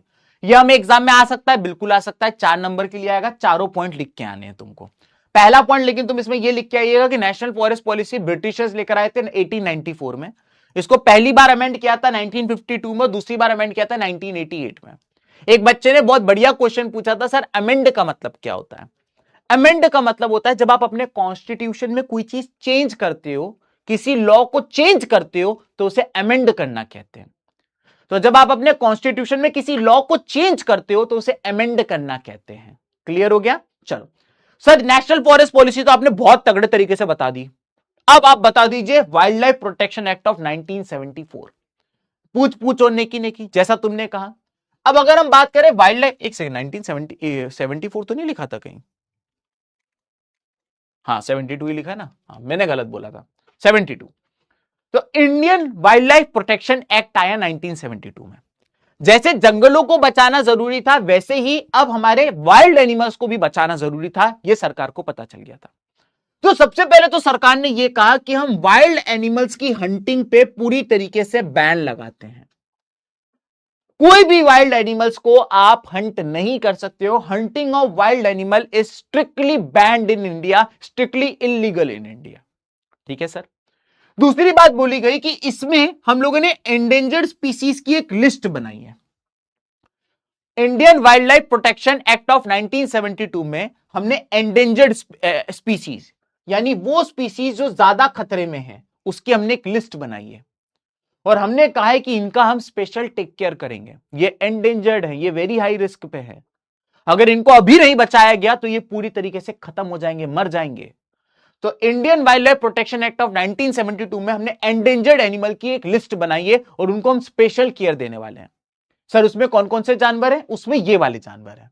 इसमें आप देख सकते हो, आपको tiger, lion, rhinoceros, snow leopard, Kashmir stag, butterfly सुनाई दे रहा मुझे, great Indian bustard, moth, black बर्थ, beetle, Indian elephant, dragonfly और क्रोकोडाइल, ये सब की सब एंडेंजर्ड एनिमल की स्पीसीज में। तो आप देख सकते हो सारे नाम आप एक बार दो बार पढ़ लीजिएगा क्योंकि इससे एमसीक्यू आता है। तो ये एंडेंजर्ड एनिमल की स्पीसीज है, इनको स्पेशल टेक केयर किया जाएगा। वापिस आ जाते हैं हम लोग इधर। इसके अलावा इन्होंने ये कहा कि हम स्पेशल एरियाज बनाएंगे जिनको हम प्रोटेक्ट करके रखेंगे। भारत के अंदर वाइल्ड एनिमल्स को प्रोटेक्ट करने के लिए 3 तरीके की चीजें बनाई गई हैं। नेशनल पार्क बनाए गए हैं, वाइल्ड लाइफ सेंचुरी बनाई गई है और बायोस्फीयर रिजर्व बनाए गए हैं। ये वो जगह हैं जहां पे ये वाइल्ड एनिमल बिना किसी रोक टोक के बढ़िया तरीके से अपनी जिंदगी जी सकते हैं और इनके ऊपर वहां पे स्पेशल टेक केयर करी जा रही है। ठीक है। अब आपके दिमाग में भी क्वेश्चन आएगा कि वाइल्ड एनिमल के लिए जगह को तो रोका इन्होंने, अब उसमें से किसको नेशनल पार्क कहते हैं, किसको वाइल्ड लाइफ सेंचुरी कहते हैं और किसको बायोस्फीयर रिजर्व कहते हैं? तुम्हारे क्वेश्चन को मैं यहीं खत्म कर दूंगा। मुझे पता रहता है कि तुम क्या पूछने वाले हो और यह तुम्हारे सामने आ गया है difference between national park, wild life sanctuary और बायोस्फीयर रिजर्व। सबसे पहले हम बात करेंगे नेशनल पार्क की। नेशनल पार्क वो होते हैं जहां पे, यहां पे हाँ ग्रीन कलर का पेंट चल जाएगा, जहां पे प्लांट्स और एनिमल्स के साथ साथ उस जगह की हिस्टोरिकल जगह को भी हम प्रोटेक्ट करके चलते हैं। फॉर एग्जाम्पल मान लीजिए कोई एक ऐसा एरिया है जहां पे कोई ऐसी गुफा है जिस गुफा में अर्ली ह्यूमंस ने पेंटिंग कर रखी थी, या फिर मान लीजिए वहां पे किसी का मकबरा है, या फिर मान लीजिए वहां पे कोई प्राचीन मंदिर है, या फिर मान लीजिए वहां पे किसी की कब्र है, या फिर मान लीजिए वहां पे हमें कोई और चीज मिली है। तो अगर कोई ऐसी जगह है जहां पे प्लांट और एनिमल को तो प्रोटेक्ट करना ही है, साथ ही साथ वहां पे कोई इस तरीके की भी चीज है, तो उस जगह को हम नेशनल पार्क घोषित कर देते हैं। नेशनल पार्क की बाउंड्रीज जो होती हैं वो फिक्स्ड होती हैं, मतलब बोल दिया जाता है, सरकार कहता है कि इसके अंदर की नेशनल पार्क है, ये बाउंड्री फिक्स्ड है, ये बाउंड्री बना देता है सरकार कि ये नेशनल पार्क है, इसकी बाउंड्री फिक्स्ड है। नेशनल पार्क में पार्शियल रेस्ट्रिक्शंस होती हैं, यानी कि टूरिस्ट लोग नेशनल पार्क के अंदर घूमने फिरने जा सकते हैं, लोकल लोग नेशनल पार्क के अंदर थोड़ा बहुत जा सकते हैं, लेकिन पार्शियल। ऐसा नहीं कि तुम्हें कह दिया नेशनल पार्क में तुम जा सकते हो तो तुम वहां जाके पार्टी कर रहे हो और वहां पे तुम तलविंदर के गाने बना रहे हो और तुम खाना रोस्ट कर रहे हो, पापड़ सेक रहे हो और है ना डांस कर रहे हो, नहीं चलेगा। पार्शियल रेस्ट्रिक्शंस होती हैं। भारत देश के अंदर टोटल 106 नेशनल पार्क हैं इस वक्त। सर नेशनल पार्क तो समझ गए, थैंक यू, आगे बताओ। अब बात करते हैं वाइल्ड लाइफ सेंचुरी की। As the name suggest, wildlife sanctuary सिर्फ वाइल्ड लाइफ के लिए होती है, इसमें प्लांट्स को नहीं बचाएगा, इसमें उस जगह की नेशनल एंटिक्स को नहीं बचाएगा। कोई अगर उसमें मंदिर है, मस्जिद है, कब्र है, गुफा है, पेंटिंग है, वो नहीं बचाएगा, ये सिर्फ वहां के वाइल्ड लाइफ को बचाएगा ये। तो ये बात यहां पे बताई गई, सिर्फ वाइल्ड एनिमल्स के लिए वाइल्ड लाइफ सेंचुरी होती है, इसकी बाउंड्री फिक्स्ड नहीं होती है। मैंने अभी आपको बताया नेशनल पार्क की बाउंड्री फिक्स्ड होती है, इसकी बाउंड्री फिक्स्ड नहीं होती है। क्या यहां तक मेरी बात समझ में आ गई? इसके बाद अगर हम बात करें तो यहां पे ह्यूमंस का आना जाना अलाउड है, लेकिन थोड़ी बहुत रिस्ट्रिक्शंस के साथ। यहां भी पार्शियल रेस्ट्रिक्शंस थी, यहां भी पार्शियल रेस्ट्रिक्शंस है। भारत देश की बात करें तो भारत देश में 567 वाइल्ड लाइफ सेंचुरी मौजूद हैं दोस्तों। क्या यहां तक मेरी बात समझ में आ गई? ठीक है सर, मजा आ गया, इन दोनों को पढ़ा दिया आपने, कितने अच्छे आदमी हो। ऐसी बायोस्फीयर रिजर्व भी पढ़ा दो, ले बेटी। बायोस्फीयर रिजर्व, बायो का मतलब होता है लाइफ, यानी हर वो चीज जिसमें लाइफ बसती है, चाहे वो प्लांट हो चाहे एनिमल हो, बायोस्फीयर रिजर्व इन दोनों को प्रोटेक्ट करेगा। बायोस्फीयर रिजर्व की भी बाउंड्री अगर हम बात करें तो फिक्स्ड होती है। इसकी बाउंड्री भी फिक्स्ड होती है, इसकी बाउंड्री भी फिक्स्ड होती है, इसकी बाउंड्री फिक्स्ड नहीं होती है। यहां पे पार्शियल रिस्ट्रिक्शन है, आ जा सकते हो, यहां पे पार्शियल रिस्ट्रिक्शन है, आ जा सकते हो, लेकिन यहां पे स्ट्रिक्ट प्रोहिबिशन है, ना आ सकते हो ना जा सकते हो। अगर देश के टोटल बात करें तो देश में टोटल इस समय 18 बायोस्फीयर रिजर्व्स मौजूद है। क्या ये तीनों समझ में आ गए? एक बार सारे बच्चे थम्स अप देकर बताओ। एक बच्चा कह रहा सर सब सेटिंग कर रहे हैं। अरे यार सेटिंग पेटिंग क्या होता है?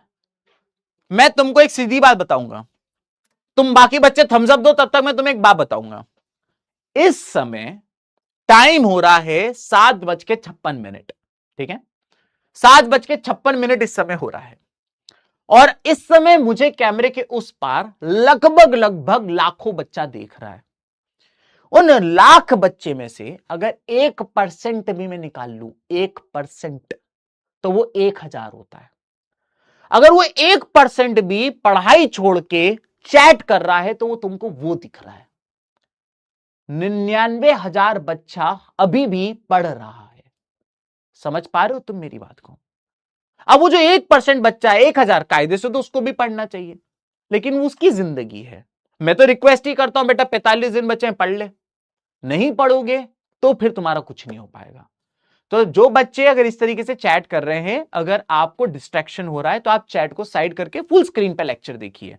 बस मैं आपको बीच बीच में पूछूंगा, समझ में आ गया, थम्स अप दे दो, तब चैट ओपन करके थम्स अप दे देना, बस इतना ही है ना? बाकी अपन कुछ नहीं कर सकते यार दोस्त, ऐसे बच्चों का कुछ नहीं हो सकता। आगे बढ़ जाए, बहुत बढ़िया, आगे बढ़ जाते हैं। इसके बाद आता है प्रोजेक्ट टाइगर। जैसा कि मैंने आपको बताया, Indian wild life protection act of 1972 में जानवरों को बचाने की बात करी गई, और Indian wild life protection act of 1972 में जो सबसे पहला स्कीम लेकर आए गए हम लोग, उस स्कीम का नाम था project tiger. Sir project tiger ही क्यों, प्रोजेक्ट सिद्धार्थ क्यों नहीं? टाइगर और सिद्धार्थ सेम होता है दोस्त।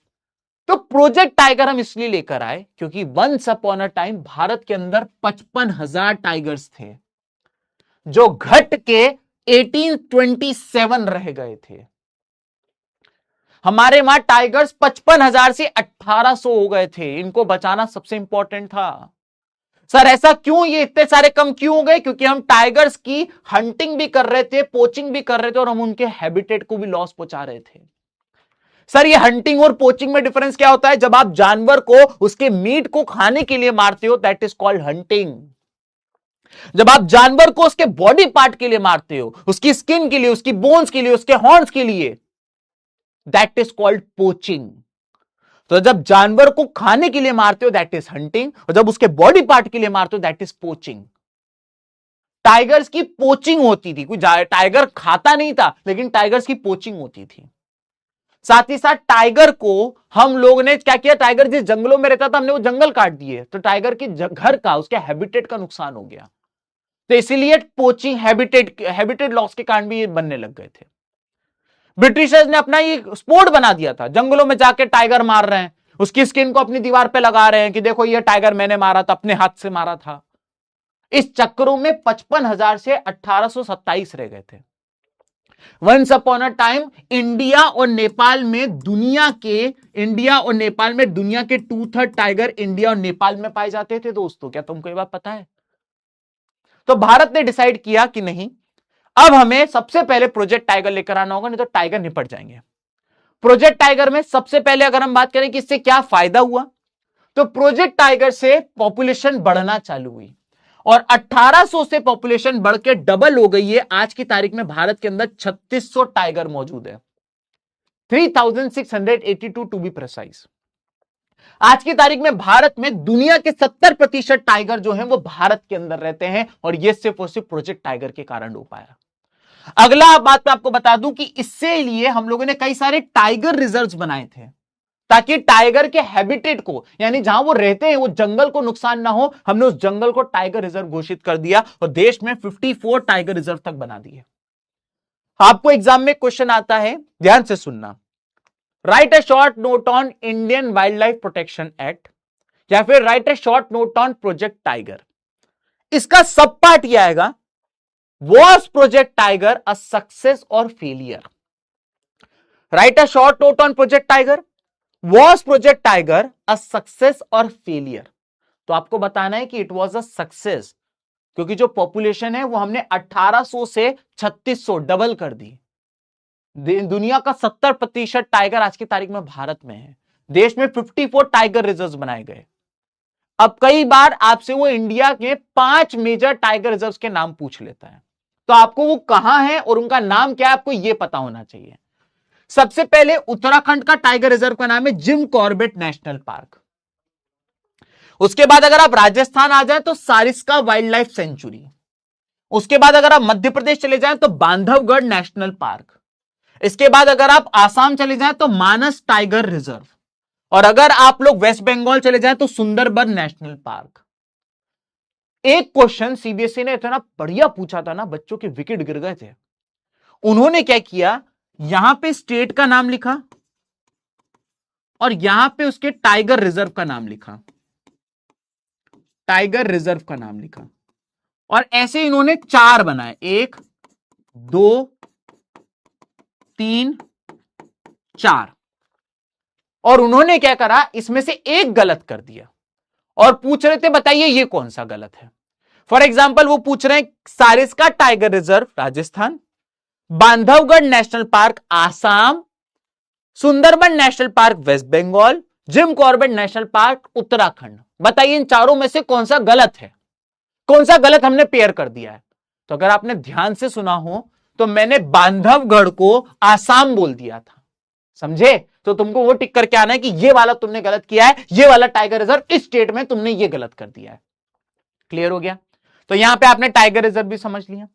अब इससे पहले हम जानवरों को खत्म करके आगे बढ़े, खत्म मतलब टॉपिक खत्म करके, अभी पुलिस पकड़ के ले जाएगी मुझे।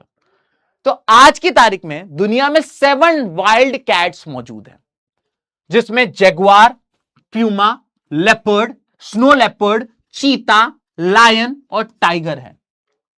क्या आपको पता है भारत दुनिया का इकलौता ऐसा देश है, I repeat, India is the only country in this entire world जिसके पास ये 7 जानवर अपने नेचुरल हैबिटेट के अंदर मौजूद हैं। कई बच्चे बोलते हैं कि सर चीता क्यों लेकर आए हम लोग भारत में वापस, वंस अपॉन अ टाइम चीता खत्म हो गया था, तो ये 6 थी, बस चीता नहीं था। तो फिर हम लोग अफ्रीका के नामीबिया और साउथ अफ्रीका, ये 2 कंट्रीज से, इन 2 कंट्रीज से हम लोग चीता लेकर भारत लेकर आए थे दोस्तों। क्लियर हो गया। एशियाटिक चीता तो खत्म ही हो गया, तो अफ्रीका का चीता लेकर आना पड़ा। क्लियर हो गया। चलो आगे बढ़ जाते हैं। अब हम लोग आ जाते हैं इस चैप्टर के आखिरी टॉपिक की तरफ, वो है distribution of forest and wild life resources. ठीक है। एक बच्चा कह रहा है चीता ही कह दे, ओहो बड़े आए, मीम से भारी नहीं निकलना है, ये चीता ही कह दे। ठीक है, बहुत बढ़िया बहुत बढ़िया। अब हम क्या करने वाले हैं, हमारे देश में जो जंगल का क्लासिफिकेशन है हमें वो समझना है। सबसे पहले हम पढ़ेंगे रिजर्व्ड फॉरेस्ट के बारे में। As the name suggest reserved. अगर आप रेस्टोरेंट जाते हो और रेस्टोरेंट जाते हो तो आपको एक टेबल पे अगर रिजर्व्ड का डब्बा लगा दिख जाए, यानी कि वो सीट पे तुम नहीं बैठ सकते हो, वो किसी और के लिए रिजर्व्ड है। समझ गए तुम मेरी बात को। उसी तरीके से जो रिजर्व्ड फॉरेस्ट है उसको सरकार ने रिजर्व कर रखा है, ये सरकार की होती है, it is owned by government, ये सरकार की होती है। रिजर्व्ड फॉरेस्ट सरकार ने क्यों रिजर्व कर रखे, हो सकता है कि वहां से कोई चीज प्रोड्यूस होती हो जो और बाकी जगह से नहीं होती हो, तो सरकार ने कह दिया कि भाई ये चीज जो है सिर्फ इसी जंगल से मिलती है और इंडिया में कहीं नहीं है, तो हम इसको अपने अंडर में रह रहे हैं ताकि कोई गलत तरीके से इसका यूज ना करे, मिसयूज ना करे। तो रिजर्व फॉरेस्ट सरकार रिजर्व कर देती है, सरकार के ओन्ड होते हैं। यहां पे सारी ह्यूमन एक्टिविटीज जो होती हैं वो बैंड होती हैं, रिजर्व्ड नहीं आ सकते हो तुम। ये सीट रिजर्व्ड है, थोड़ा सा बैठ जाओ नहीं, सिर्फ पैर रख दूं नहीं, सिर्फ बाल रख दो, नहीं, all human activities are bad. Bharat के आधे जंगलों को रिजर्व्ड फॉरेस्ट घोषित कर रखा है।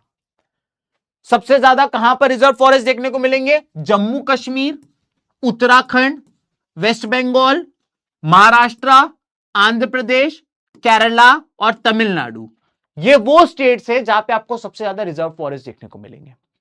आपको एग्जाम में एमसीक्यू आएगा और उस एमसीक्यू में बोलेगा कि बताइए रिजर्व फॉरेस्ट नीचे दिए गए स्टेट में सबसे ज्यादा कहां है, तो आपको ये स्टेट्स के नाम याद होने चाहिए। रिजर्व्ड फॉरेस्ट के बाद आता है प्रोटेक्टेड फॉरेस्ट। कौन सा फॉरेस्ट आता है? Protected forest. प्रोटेक्टेड फॉरेस्ट वो हैं जो थे नॉर्मल, वहां पे लोगों को आना जाना सब अलाउड था, लेकिन ये बहुत स्पीड में डिप्लीट होने लग गए थे, कटने लग गए थे।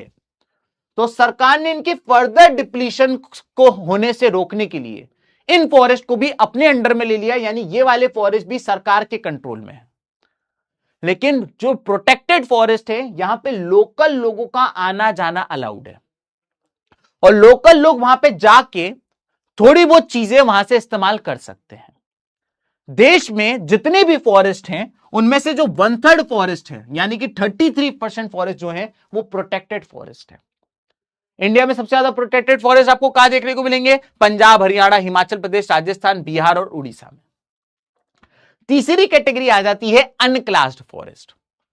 अनक्लास्ड फॉरेस्ट वो फॉरेस्ट होते हैं जहां का डेटा हमारे पास मौजूद नहीं है, क्योंकि वहां पे भारत सरकार ही नहीं पहुंच पा रही है। सर भारत सरकार नहीं जा पा रही है, ऐसे कैसे? क्योंकि उन जंगलों में कोई ऐसी ट्राइबल पॉपुलेशन रहती है जिनको ह्यूमन से दूर रखा गया है, वो ह्यूमन से दूर रहना चाहती है, बाकी सिविलाइज पब्लिक से दूर रहना चाहती है। फॉर एग्जाम्पल अगर आप इंडिया के नॉर्थ ईस्ट चले जाओ तो यहां पे आज भी जंगलों में बहुत सारे ट्राइब्स रहते हैं। अगर आप अंडमान एंड निकोबार चले जाओ तो आज भी वहां पे जंगलों में बहुत सारे ट्राइब्स रहते हैं जो आज तक इंसानों के, नॉर्मल इंसानों के कांटेक्ट में नहीं आए। तो ऐसे जंगलों में भारत सरकार भी नहीं जाती, इसका डेटा हमारे पास नहीं है। क्यों? क्योंकि या तो ये किसी ट्राइब के हैं, या तो ये किसी कम्युनिटी के हैं, और या तो ये किसी इंसान ने खुद ने खरीद रखे हैं। फॉर एग्जाम्पल अंबानी जी ने वनतारा बना रखा है, तो वनतारा एक जंगल है, लेकिन क्या ये जंगल रिजर्व फॉरेस्ट है या प्रोटेक्टेड फॉरेस्ट है? दोनों ही नहीं है, क्योंकि रिजर्व और प्रोटेक्टेड दोनों गवर्नमेंट के होते हैं। वनतारा एक प्राइवेट आदमी ने का है। क्लियर हो गया? और देश के 16% जंगल जो हैं वो इसमें आते हैं, गुजरात और नॉर्थ ईस्ट के स्टेट्स वाले। याद रखिएगा दोस्तों, मैं आप लोगों को एक ट्रिक बता देता हूं इसको याद रखने की। मैंने आपको 3 तरीके के फॉरेस्ट बताए। एक बताया मैंने आपको रिजर्व्ड फॉरेस्ट, फिर मैंने आप लोग को बताया प्रोटेक्टेड फॉरेस्ट, और फिर मैंने आपको बताया अनक्लास्ड फॉरेस्ट। हमारे देश में जितने भी जंगल हैं उसका 50% जंगल जो है वो रिजर्व फॉरेस्ट है। उसके बाद हमारे देश में जितने भी जंगल हैं उसका 33% जंगल जो है वो प्रोटेक्टेड फॉरेस्ट है। और उसके बाद हमारे देश में जितने भी जंगल हैं उसका 16% जंगल जो है वो अनक्लास्ड फॉरेस्ट है, यानी सबसे ज्यादा रिजर्व्ड है और सबसे कम अनक्लास्ड है। इन दोनों की बात करें, अगर इन दोनों की बात करें तो रिजर्व्ड फॉरेस्ट और प्रोटेक्टेड फॉरेस्ट जो हैं ये गवर्नमेंट के हैं, और अगर आप अनक्लास्ड फॉरेस्ट की बात करें तो या तो ये किसी प्राइवेट आदमी के हैं, या तो ये किसी कम्युनिटी के हैं, और या तो ये किसी कम्युनिटी के, या तो प्राइवेट आदमी के, या तो ये किसी ट्राइब के हैं। अगर आप रिजर्व्ड फॉरेस्ट की बात करें तो रिजर्व्ड फॉरेस्ट में फुल रेस्ट्रिक्शन है। यहां पे आपको कंप्लीट रेस्ट्रिक्शंस देखने को मिलेगी, कंप्लीट रेस्ट्रिक्शंस। यहां पे लोकल लोगों को अलाउड है आना, और यहां की तो बात ही गवर्नमेंट नहीं जा रही, तुम और मैं क्या करेंगे? इतना समझ में आ गया तो एक बार सारे बच्चे थम्स अप दे दो। एक बार सारे बच्चे थम्स अप दे दो, इतना समझ में आ गया हो तो। अब तुम लोग लगा रहे हो दिमाग, है ना? तुमने कहा कि सर ये 50 और ये 33 83 हो गया, 83 और ये 93 हो गया, 93 + 6 कर दोगे तो 99 हो गया, 1% का क्या हुआ? तो बेटा ये 1%, ये बेसिकली क्या, ये राउंड ऑफ करे हुए हैं। जैसे ये है ना 33.33% है, ये 16 पॉइंट समथिंग % है, तो ये राउंड ऑफ में है ये, ठीक है?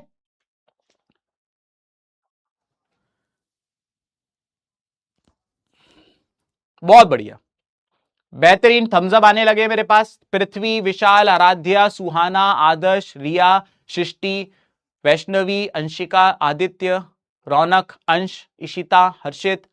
चलो आगे बढ़ जाए। अब हम लोग आ जाते हैं कम्युनिटी एंड कंजर्वेशन पे।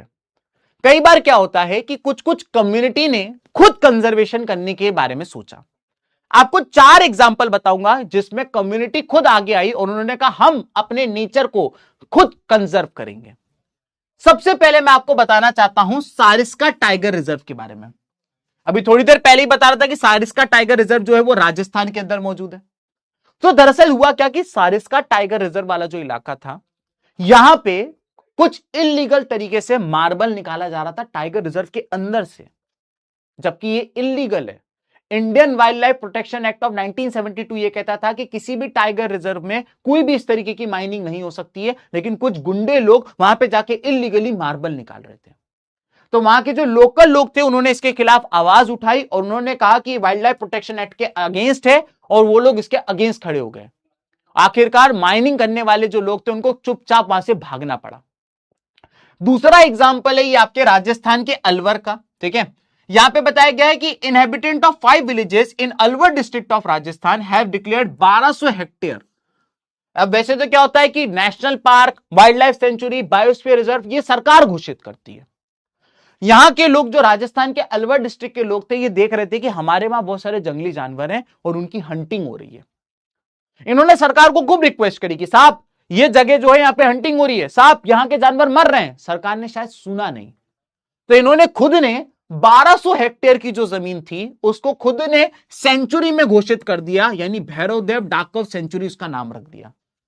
सरकार नहीं रख रही है, सरकार नहीं सेफ्टी कर रही, तो हम खुद ही कर लेंगे। और राजस्थान के अलवर डिस्ट्रिक्ट में 1200 हेक्टेयर की जमीन को भैरवदेव डाकव सेंचुरी के नाम पे इन्हें डिक्लेयर कर दिया ताकि हंटिंग वगैरह रोकी जा सके। तीसरा एग्जाम्पल उत्तराखंड के चिपकू मूवमेंट का दिया गया है, जहां पे कुछ लोग यहां के जंगलों को काटने आ गए थे।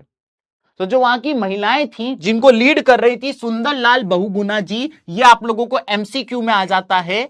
तो सुंदरलाल बहुगुणा जी जो थी उन्होंने इन सब लोगों को लेकर गए और इन लोगों ने सबने पेड़ से चिपक गए और उनसे कहा कि अगर तुम्हें पहले पेड़ काटना है तो पहले हमें काटना पड़ेगा, और इन्होंने डिफॉरेस्टेशन के खिलाफ आवाज उठाई।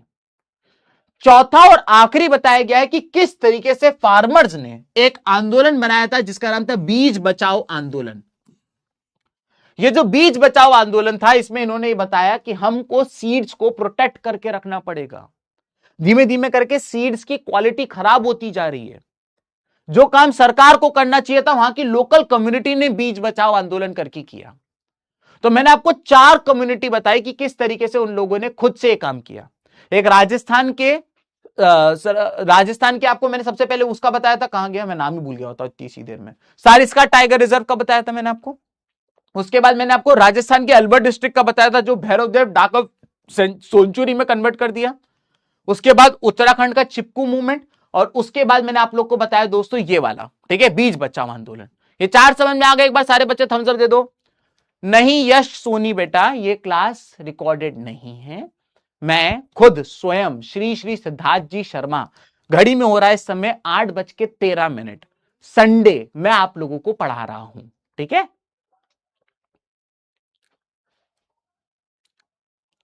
ठीक है, ये ध्यान रखना भाई। ये क्वेश्चन आ जाता है कि सुंदरलाल बहुगुणा जो थे उन्होंने चिपकू मूवमेंट को लीड किया था, ये ध्यान रखना। सुंदरलाल बहुगुणा चिपकू मूवमेंट को इन्होंने लीड किया था।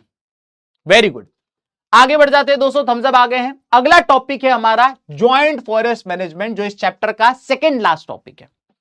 सेकंड लास्ट टॉपिक है, ठीक है। ज्वाइंट फॉरेस्ट मैनेजमेंट अगेन एक इंपॉर्टेंट टॉपिक है, यहां से क्वेश्चन एग्जाम में पूछा जाता है। वैसे तो देश के नेचुरल रिसोर्सेज को संभालने की, प्रोटेक्ट करने की जिम्मेदारी गवर्नमेंट की है, लेकिन थोड़ी जिम्मेदारी तेरी और मेरी भी बनती है। सरकार ने देखा कि देश बहुत बड़ा है, दुनिया की 7वीं सबसे बड़ी कंट्री है, हर जगह तो हम लोग नहीं पहुंच पाएंगे।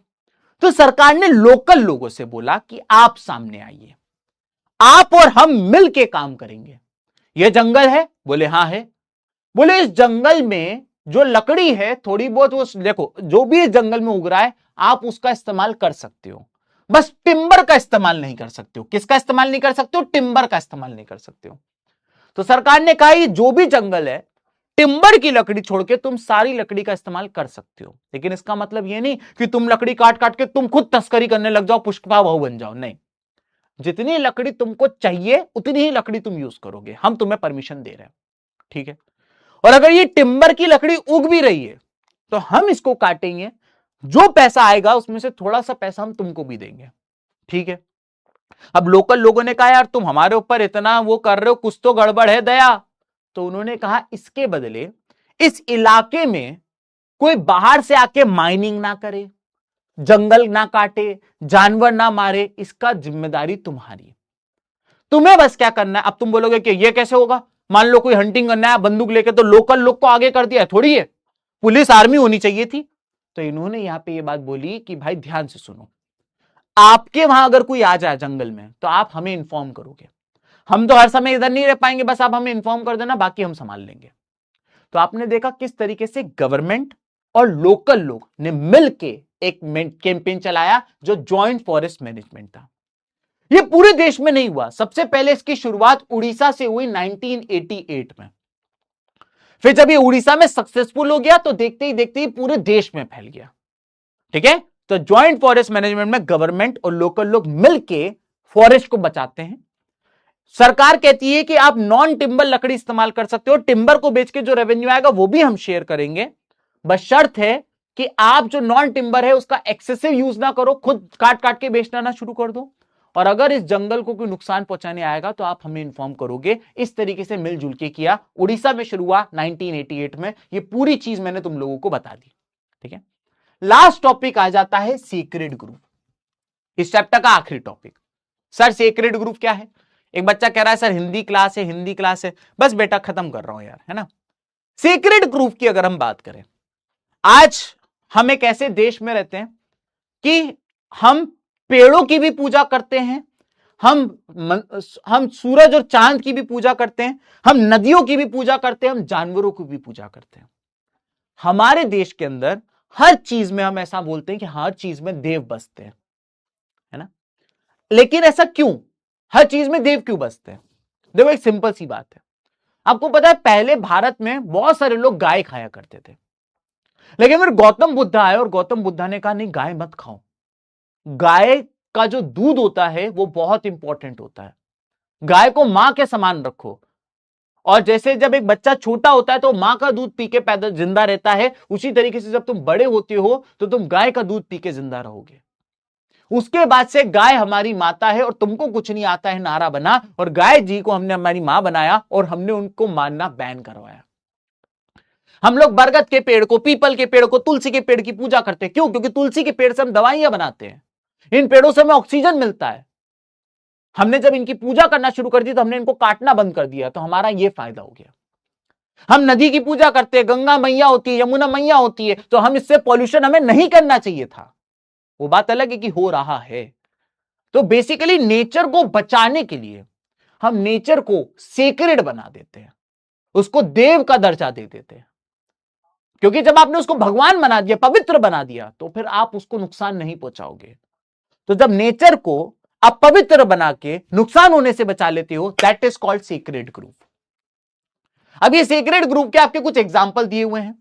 फॉर एग्जाम्पल अगर आप मुंडास और संथल ट्राइब की बात करें, छोटा नागपुर प्लेट्यू की। अब ये छोटा नागपुर प्लेट्यू कहां पर है? ये छोटा नागपुर प्लेट्यू वेस्ट बंगाल, छत्तीसगढ़, झारखंड और उड़ीसा, इन 4 स्टेट के बीच का जो इलाका है इसे छोटा नागपुर प्लेट्यू कहते हैं, ठीक है। कौन कौन से 4 स्टेट बताए? छत्तीसगढ़, झारखंड, वेस्ट बंगाल और उड़ीसा, इन चारों के बीच का जो स्टार्ट एरिया है उसे छोटा नागपुर प्लेट्यू कहते हैं। यहां पे 2 ट्राइबे, एक है मुंडास और एक है संथल्स। ये लोग 2 पेड़ की पूजा करते हैं, एक महुआ के पेड़ की पूजा करते हैं और एक कदम्ब के पेड़ की पूजा करते हैं। अगर आप उड़ीसा और बिहार के ट्राइब्स की बात करें तो वो इमली के पेड़ की पूजा करते हैं और मैंगो के पेड़ की पूजा करते हैं जब उनके वहां शादियां होती हैं। अगर आप और आगे चले जाएं तो पीपल और बनियन ट्री को भी हम लोग सेक्रेड मानते हैं, उसकी भी पूजा करी जाती है। अगर आप और आगे आ जाएं तो आपको बताया गया है कि किस तरीके से पहाड़ों से, पेड़ों से, एनिमल्स से, नदियों से, सबको हमने सेक्रेड का दर्जा दे रखा है। आपने यहां पे देखा होगा, यहां पे एक बहुत फेमस मूवी का मैंने एक फोटो लगा रखा है, बताइए कौन सी मूवी का फोटो है, बताओ। एक बच्चा कह रहा है 1 विकेट बचा है। क्या बात कर रहे हो, पूरा मैच खत्म हो गया यार। मैंने तो सुना था 200 से ज्यादा रन मारे थे इन्होंने, उसके बाद भी हार गए। क्या करूं मैं इनका। सर आपकी शादी हो गई है? नहीं हुई है रचित, अभी नहीं हुई है रचित। कौन सी मूवी है ये?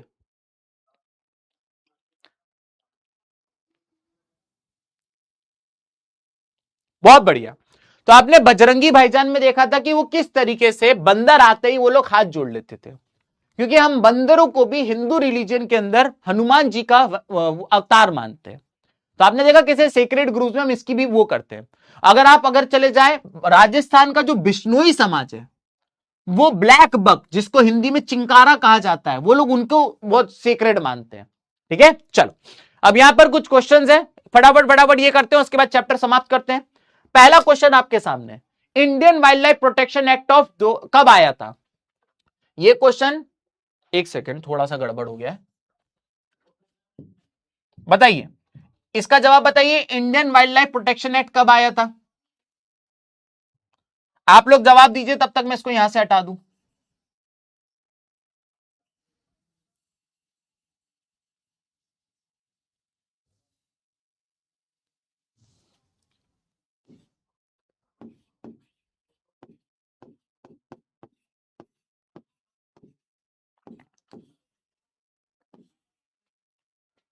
बहुत बढ़िया, जितने बच्चे कह रहे हैं ए इज द राइट आंसर, उनका जवाब बिल्कुल सही है, 1972 में आया था।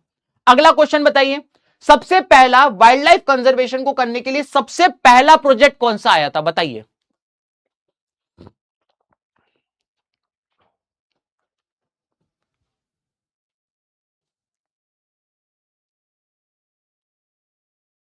सबसे पहला प्रोजेक्ट कौन सा आया था? बिल्कुल सही, प्रोजेक्ट टाइगर आया था, क्योंकि हमारे वहां टाइगर 55,000 से 1800 कुछ रह गए थे, तो प्रोजेक्ट टाइगर लेकर आए थे। अगला क्वेश्चन, मिस्टर वाई जो है, इनको एक शॉर्ट ऐसे लिखना है wild life protection in India के ऊपर। उन्होंने Indian wild life protection act of 1972 को कोट किया है, बताइए क्यों किया है। 4 ऑप्शन है, इन्होंने क्यों कोट किया होगा। पहला, क्योंकि it has various provision for protecting habitat of wild species, जानवरों के, जंगली जानवरों के घरों को बचाने के लिए उसमें प्रोविजंस हैं। This act contain the names of some rare animals which has not been mentioned anywhere else in the world, इसमें कुछ ऐसे जानवरों का नाम लिखा है जो दुनिया में कहीं किसी जगह और नहीं लिखा हुआ है। Under this act an all India list of protected species was also published, इस एक्ट के अंदर एक लिस्ट बनाई गई थी इसलिए। बिल्कुल सही जवाब, जितने बच्चे डी कह रहे हैं उनका जवाब सही है, क्योंकि ऐसा तो कहीं कुछ नहीं है। बी वाला पॉइंट गलत है कि इसमें ऐसे जानवरों को नाम लिख दिया दुनिया में कोई इनकी बात ही नहीं कर रहा था। ठीक है, तो इसलिए इसका जवाब है D. Which among the following species has been granted full or partial legal protection against the hunting and trade in India? भाई किस जानवर का हंटिंग और ट्रेड करना दोनों ही अलाउड नहीं है इंडिया के अंदर? Indian elephant, black buck, snow leopard, all of these. Question competency based question है, बताइए।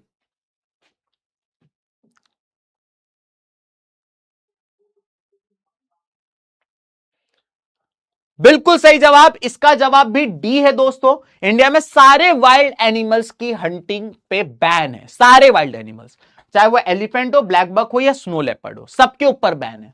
अगला question, which of this forest occupies almost 1/3, मैंने 3 कैटेगरी बताई थी, 33%, कौन से जंगल 33% पे हैं, बताइए, इजी क्वेश्चन।